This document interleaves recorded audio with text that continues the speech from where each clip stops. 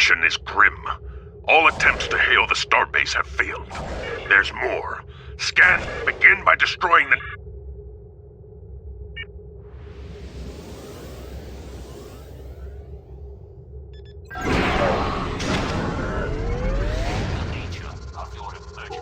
Warning, ship is under attack.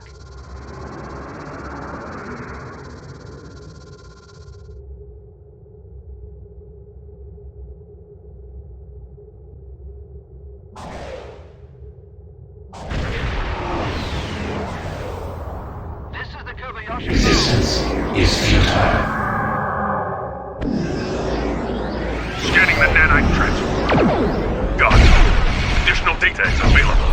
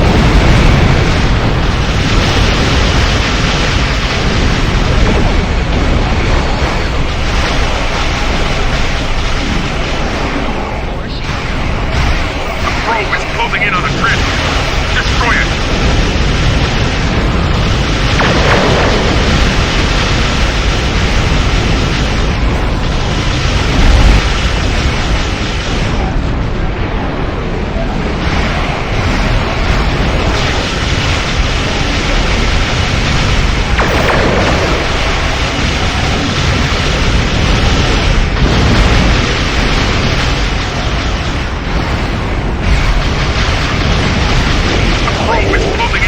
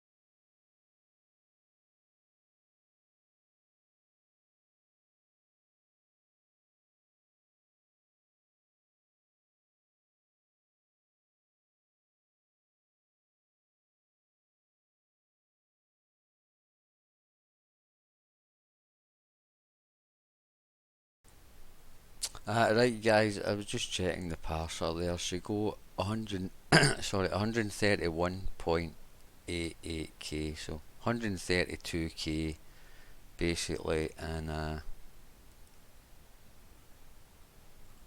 combat time was at 5:51, and she get 56 kills there. So quite a decent performance for the ship there. So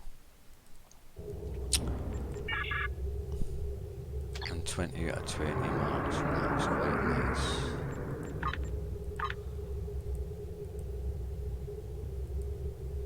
So I'll just take my bit of loot here, and then we'll leave and have a look at the build.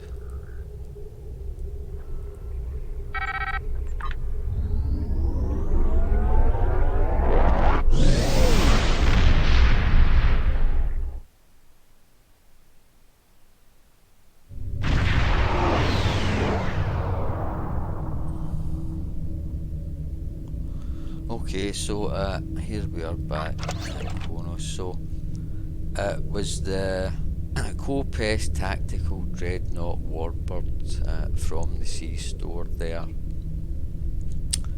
It hasn't been upgraded to T6X yet, although I'll probably do that, given that it's, you know, performing well. So as I said, you buy this from the Sea Store.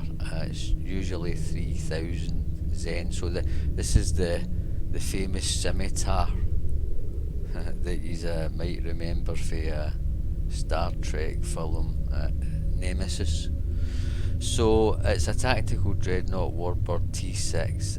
It's a 5-3 layout, and I'm using the Polaron here. So I've got my advanced piezo Polaron dual cannons from the Lucari rep. Then I've got 3 crafted Polaron dual cannons and the morphogenic energy torpedo.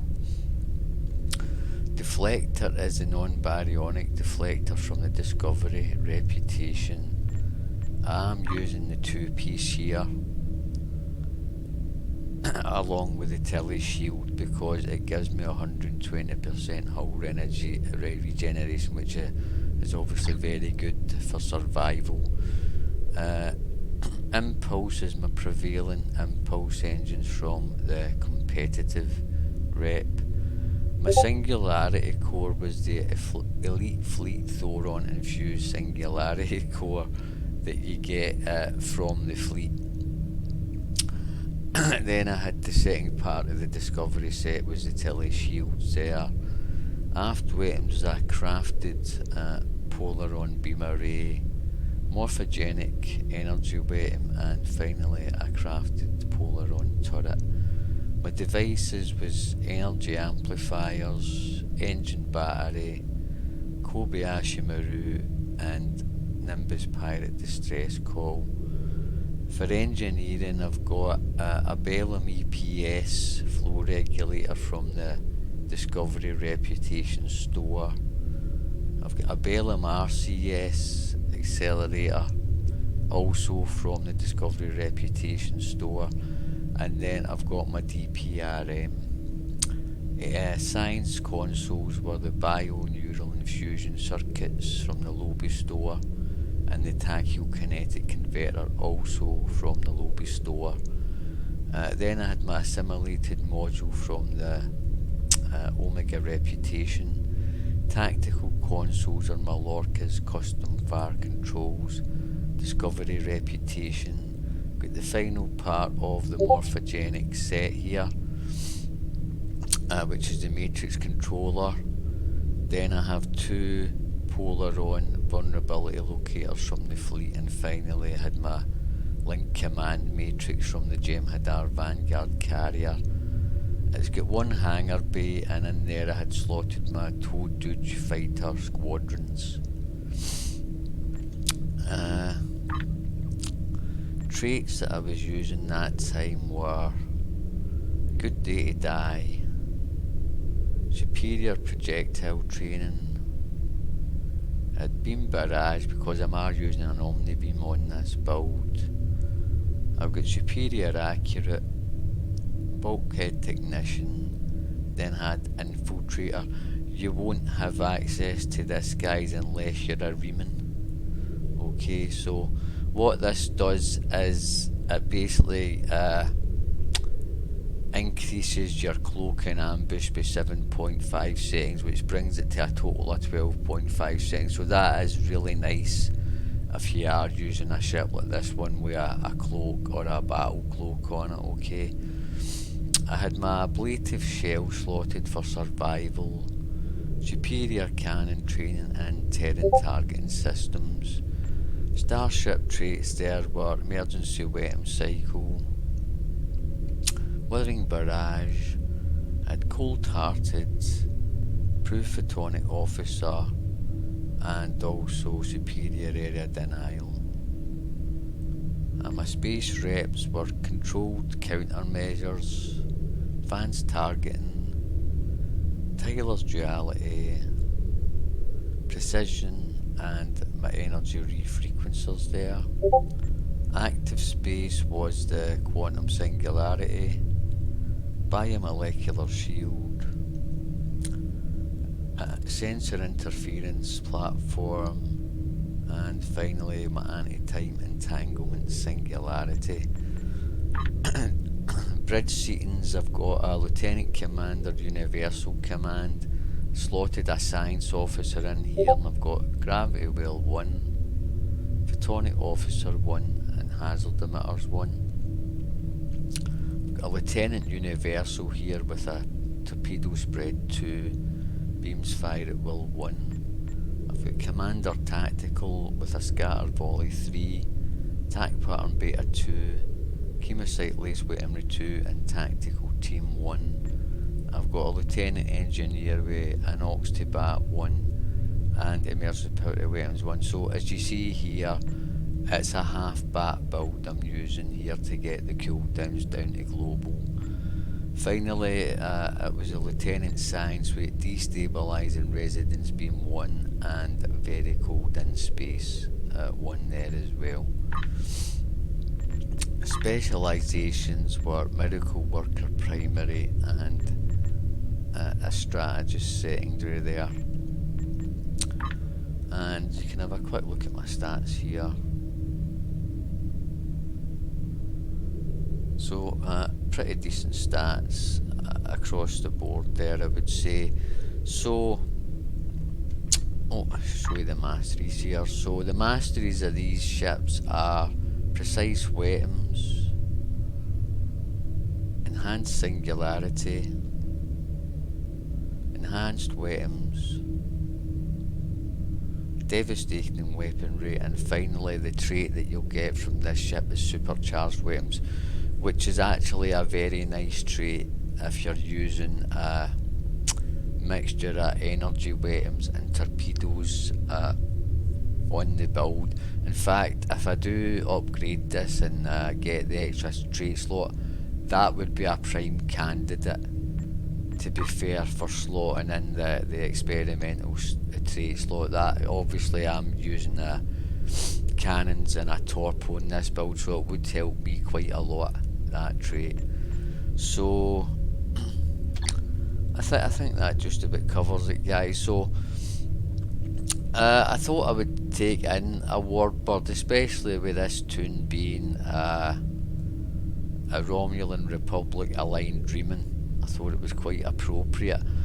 A lot of players, including myself to be fair, are not a huge fan. It's not so much we're not a huge fan of the warbirds. I love warbirds and the design. The Romulan designs are some of the best in the game for sure, of the ships, but it's the singularity cores, guys, is you know, this is one of the better ones from the fleet. But singularity cores in general, they suffer for, you know, a lack of power, which can affect, you know, your especially energy weapon builds that are you know, they want as much power as possible. But again, it's just one of these things, guys. I mean, it's no ideal, but I wouldn't let it put you off flying the warbirds. I mean, some of the singularity abilities can be very nice, you know. So you just have to get used to it, and you know, work with it, and after a while you don't think about it too much anymore. But in general, yeah, visuals, I don't have anything equipped at the minute there, guys, so you're seeing her the way she looks out of the box. I mean, it's a classic design. I mean, I think everybody kind of likes the Scimitar design since the first time I seen it in the movie, you know. Pretty amazing design there. So a very good ship, very very tanky and powerful, and as you've seen there, didn't really even come close to dying. Out all the ships that I've been testing, she, to be fair, has actually proved one of the tankiest, you know. Normally I would equip my Terran shields and my Soul Defense Impulse engines, and if I do that, this is what she looks like. The only kind of a downside I'd say is she's got poor inertia and poor turning. What the inertia means is basically that you'll slide and things like that if you try to do a hard turn in her, you know. And again, with the turning, you know, if you want to use a forward firing build like this, you know, even there with, you know, the RCS accelerator and things like that, my turn rate even is 19 degrees, so I would say that that's kind of borderline, you know. It's just at the edge of what you can work with for a forward firing build, and again, that is with an RCS accelerator. But you know, as I've always said, you know, one of the best things to happen to the game was these competitive engines, because as long as you've got a few tactical abilities slotted, then you're getting a massive boost, basically what amounts to a mini evasive manoeuvres every time you set off attack ability, and that does help enormously with the less manoeuvrable ships in the game. Okay, so I didn't have too much problem turning to face my enemies there and keeping them in my firing arc, so you know, as long as you can work around that, she is a very good ship for you. So I'll bring the video to an end here. I hope you've enjoyed watching that. If there's anything I've forgotten, just drop it in the comments and I'll reply there, and I wish everybody good hunting and see you all again in the next video. Bye then.